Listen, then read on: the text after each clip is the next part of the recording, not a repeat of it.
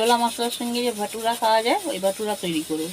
সেইখানে আমি 7 চামচ মতো ইস্ট নিলাম, মতো টক দই দেবো। মাঠটা সবসময় সমানভাবে দেবেন। এইখানে দেবো সামান্য চিনি, স্বাদ মতো লবণ। এগুলোকে ইস্টের সঙ্গে সব প্রথম মিশিয়ে দেবো। দেবো 250 গ্রাম ময়দা। সবগুলোকে একসঙ্গে ভালোভাবে মিক্স করে নেব। 4 চামচের 1 চামচ মতো রিফাইন্ড অয়েল দেবো। এই সব উপকরণগুলোকে ভালো করে ঠেসে ঠেসে মেখে নেব।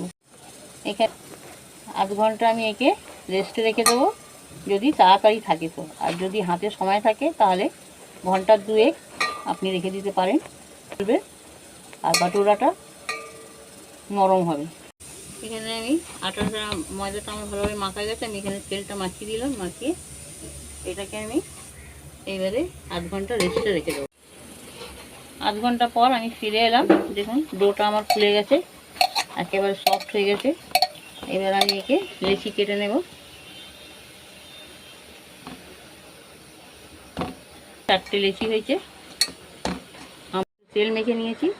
এরকম করে আমি বাটুরাগুলোকে একটু বড় বড় করে বেলে নেব।